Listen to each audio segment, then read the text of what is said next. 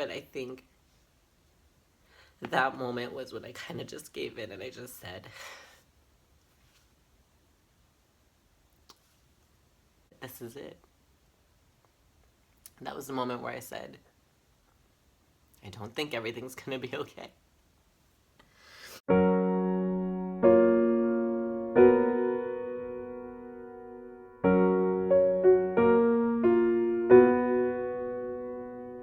Ladies, gentlemen, select gentlemen, welcome back to my channel and welcome to a very special edition of Love Stories. I actually had a different video I wanted to put out for you guys this week because I know I haven't seen you or caught up with you guys since getting surgery.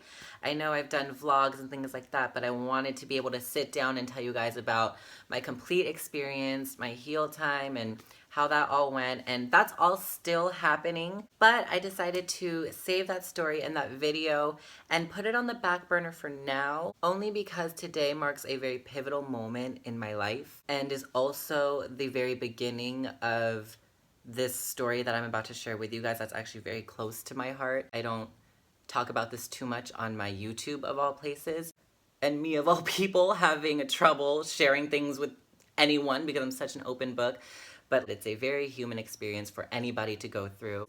And I know that I say all these love stories are emotional and close to my heart and a part of my journey, which are, but this one actually has nothing to do with me and being transgender and my transition. Because aside from being transgender and all the territory that that comes with and all the stories that I can share with you guys about that, I'm also very human and I go through very human things and I go through experiences just like everybody else. So yes, this love story is a little harder to tell, but I'm gonna do what I do best and we're gonna power right through and stick with me because it has a happy ending, I swear. So as you all know, I have two brothers, and you guys have seen them in a few vlogs here and there if you guys have been with me for a minute. What a lot of people on YouTube don't know is that I actually have three siblings. I have my older brother, and then it's my sister, and then it's my other older brother, and then it's me who was born last, the baby of the group. The one sibling that no one ever sees is my sister, Kate. And the reason why we never see her, whether it be on my Instagram or my YouTube or my vlogs, is because she's actually no longer here with us in this life or on this planet. My sister passed away on August 1st, 2012 due to complications with surgery to remove a brain tumor. And I remember that time in my life so vividly. It was the summer of 2012. My sister was 26 years old, going on 27, and I was 21. Coincidentally, that same summer, my oldest brother, who actually lives in Florida, decided that he had time off and he just wanted to come hang out with his siblings in California. No rhyme or reason to come out here, just to hang out with us and just to, you know, bond. On July 17th, I remember I was getting ready for work and I heard my sister leave to go to work. And I was still getting ready, and if you guys know me, it takes me a minute to get ready. And before I could even finish getting ready, I heard someone pull back into the driveway, and I heard her car lock, because her car lock was pretty loud, you know, when like it honks when you lock it. It was really loud, and I was like, what is she doing home? She was supposed to be like at work, and like I've only been getting ready for like 17 hours. And I walk out just to see what's going on, and I see her sitting at the foot of the stairs, just kind of like holding her head, saying that she had a really terrible migraine. And if you guys knew my sister, she suffered from chronic migraines all the time. And so I was kind of like, oh, she just has a headache again, you know? But she asked me if I could take her to the ER, and I said I couldn't because I had to go to work. And I, you know, never took her that day. And my brother was actually supposed to leave that day, but he actually ended up staying because he decided to take my sister to the hospital that day, to the ER. They took my sister to the ER, they did all these CAT scans and things like that, and they actually found a mass in her brain. And so now it goes from me thinking she's just having like a chronic headache to thinking, holy crap, she has a mass in her brain. So I rush over to the ER, crying a hot mess. She was just like, it's cool, like I have a mass in my brain, it's nothing. Like that's just how my sister's mentality was, like it's just another thing I have to get over. And I'm like, you realize you have a life-threatening mass in your head. I do a pretty bang-up job on calming people's nerves. Long story short, the doctors actually found that my sister had a tumor on her brain that they needed to get removed ASAP. After that night, everything just moved fairly quickly. My sister ended up scheduling her surgery to be on July 24th, which fell exactly a week after they found the tumor. In that same vein, my brother ended up traveling back home to Florida, but the night he was leaving for his flight, but I remember when he was saying bye to my sister, he said that, you know, I have to go back to Florida. You're gonna be fine, you're gonna be okay. I'll only need to come back if something goes wrong. So therefore, I know I'm not coming back. So the day of her surgery rolled around and we were actually able to see her as she was being prepped. And as they were wheeling her in, I just said to her, Ate, I love you, I love you, I love you. And she hugged me back and she said, I love you. And I didn't know then, but those were actually the last words me and my sister ever spoke to each other. And in hindsight, I'm really glad they were. After what had to have been the longest day of mine and my family's life combined, the doctors were finally finished with her surgery and they said it was a success. When the doctors finally said she was done and we could all go in to go see her, I remember we all kind of fled into kind of like the ICU, and she woke up for a little bit, and I remember she looked over to me and she smiled, and I just remember that being the happiest moment of my life because I was stressing out just thinking, is she gonna be okay? Is everything gonna be fine? I know it's going to be. God is good. My sister is strong, but there was a part of me that was just so scared. So to see her wake up and to see her look over to me and smile, and I just knew that everything was gonna be okay, that was the happiest moment of my life to this date. So all things considered, all was well in the land, and I personally just missed my sister, and I was ready for her to be out of the hospital, and I was just ready for this whole nightmare to just be over. But instead, it ended up just being the nightmare that would never end. I think 2 days after her surgery, the doctors, there were so many hands involved. The doctors were calling us saying that something went wrong and we needed to come back to the hospital because they needed to talk to us in person. And anytime a doctor says that, you're instantly thinking, what's the matter? What's going on? You start getting really scared. When we finally got to the hospital, one of the doctors took us into this secluded room. And in this room, there are just pamphlets lining the walls about losing a loved one, what to do, what your options are, how to cope with grieving. And on the seats, there are like tissue boxes. And I'm just thinking to myself, why did he bring us here? He basically told us that while my sister was going through the MRI, she woke up and she panicked, and one of the vessels that was attached to her tumor had ruptured, and that led to hemorrhaging all over her brain.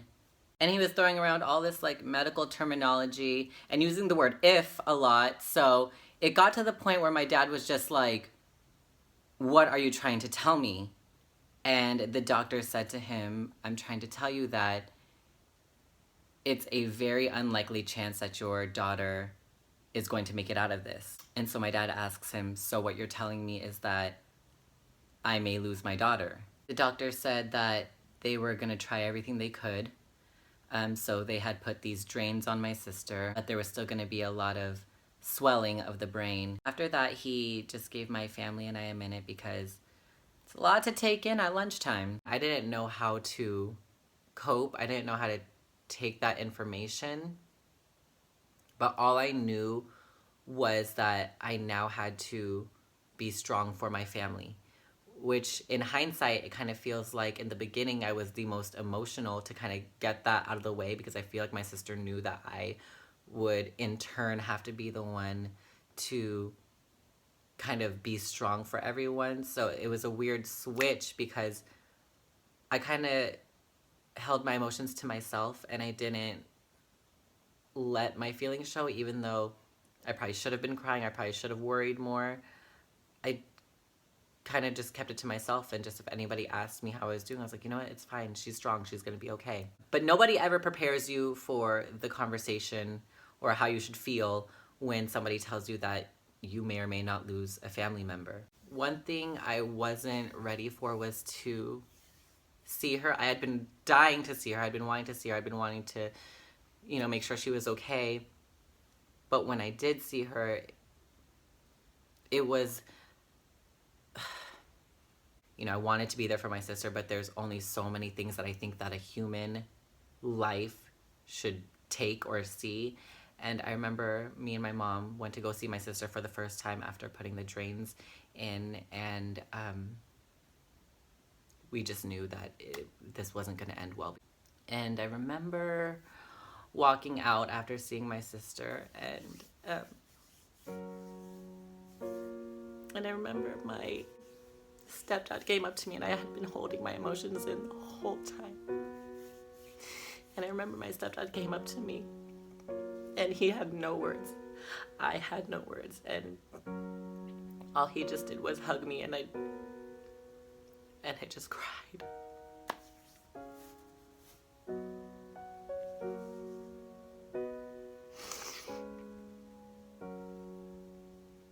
I cried because I feel like the whole time I was convincing myself she's going to be okay, everything's going to be fine, she's going to be home, everything's going to be good, we're going to go to that beach she talked about, we're going to drink, my birthday's going to be coming up and she's going to take me to Vegas, like it's going to be good. But I think that moment was when I kind of just gave in, and I just said,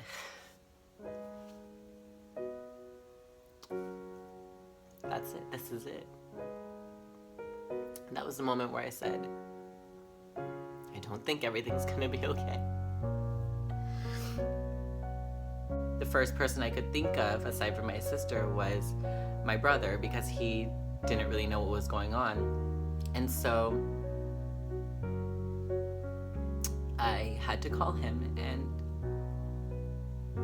I remember he said, don't call unless something goes wrong, and that's the only time I'll come back.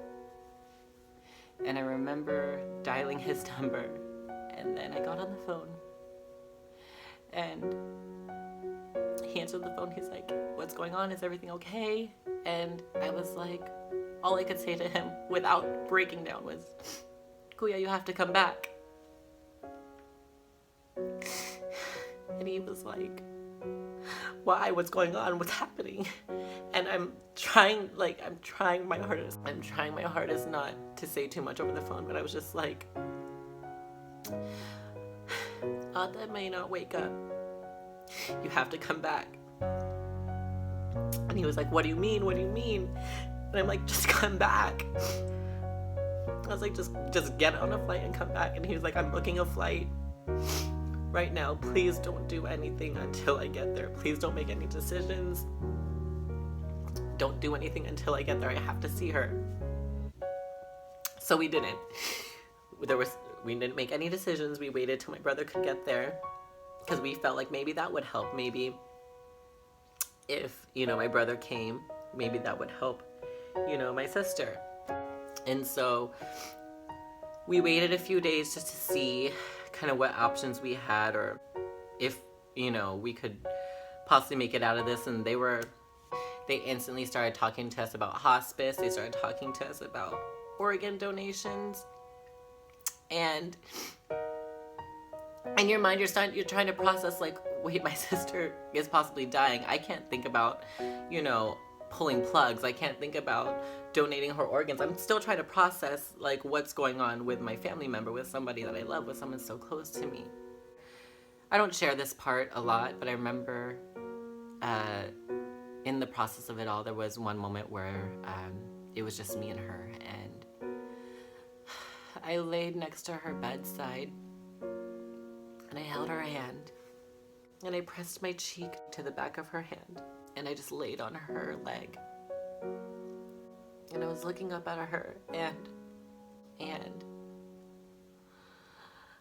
I had just a conversation with her. I said, Ots, if you can, please wake up, because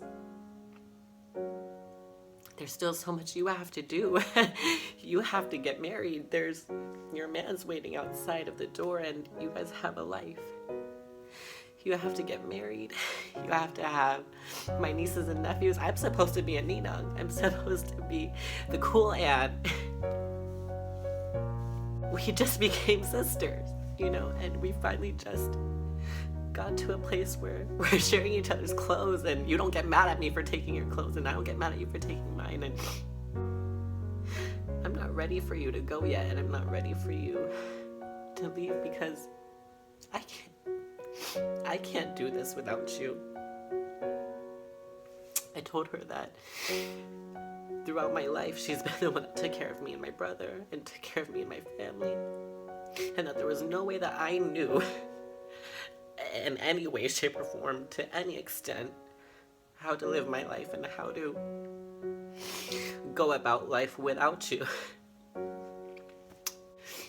But then I said, but if this is it, if God needs you back, if he really, really, really needs you, it has to be way more than we could ever use you. It has to be way more than we could ever need you for.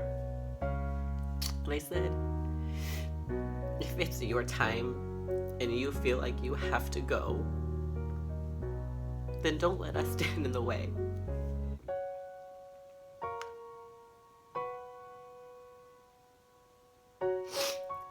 And I even bargained with her. I was like, if you just wake up, I promise I won't annoy you anymore. I promise I won't be that annoying, stuck up Maarte, like high maintenance girl that you claim that I am.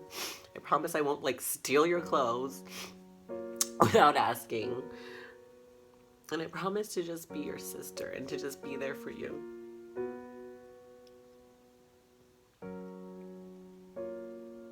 But if this is it, and if God really does need you and you have to go, then I'm okay with it, but just bless me with the strength to even be able to live, to know how to live, to learn to love again, to live again, to laugh again, because at this point in my life, I don't think that that's ever going to be possible.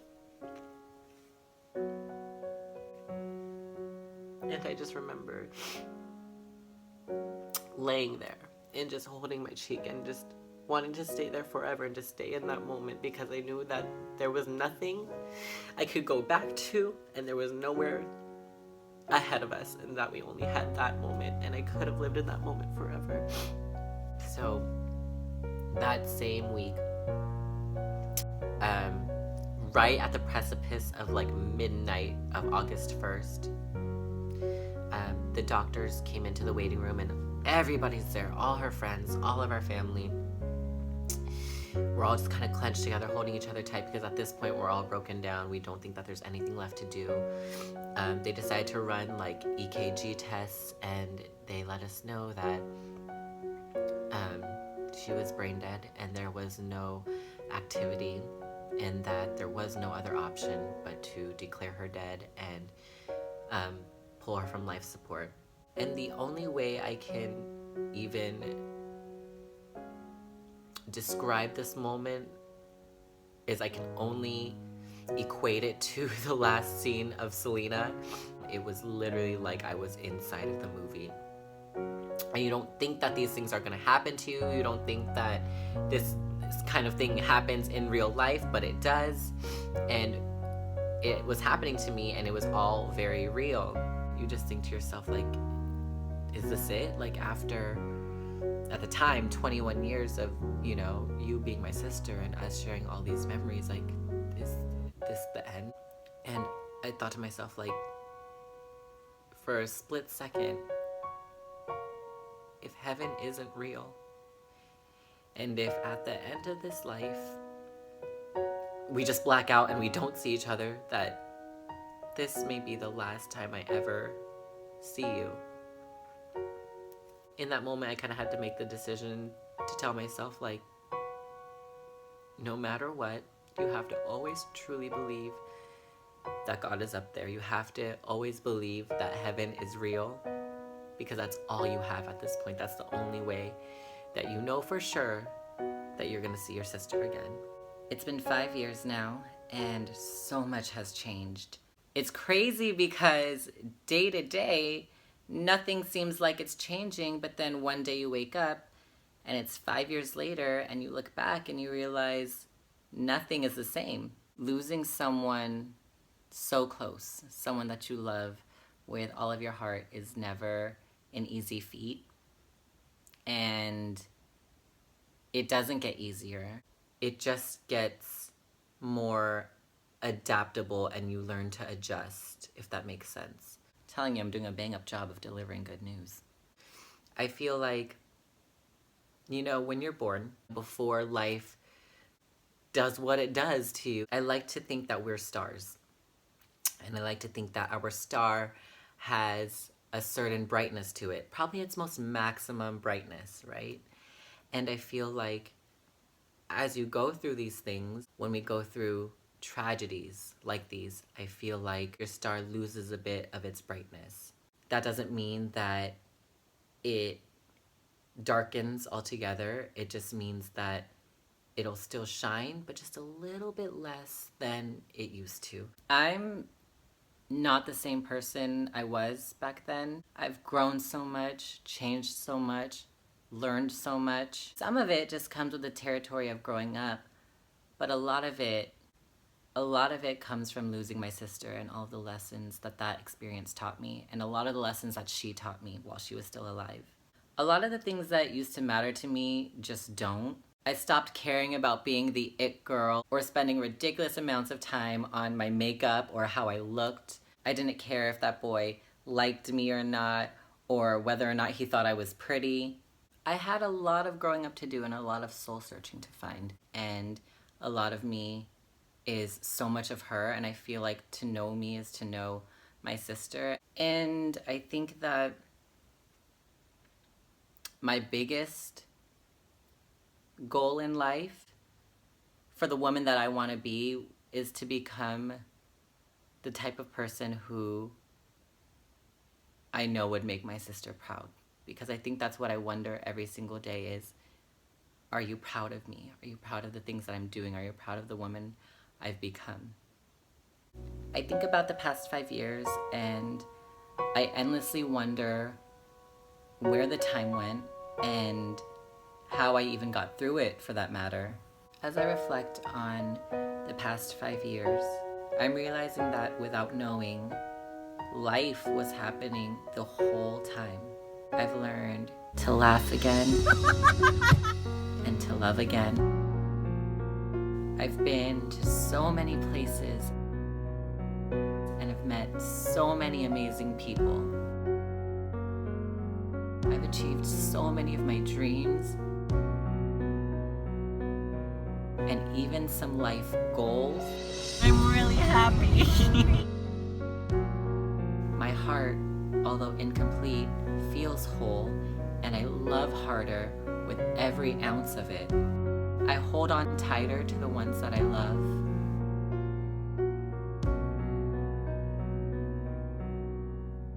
And I hold them just a little bit longer. I'm closer than ever to my family. I've witnessed a new type of life and love. A void has unexpectedly been filled by a little ray of light. And above all, after 5 years and after mourning the loss of my sister, I can truly say that I've learned to live again.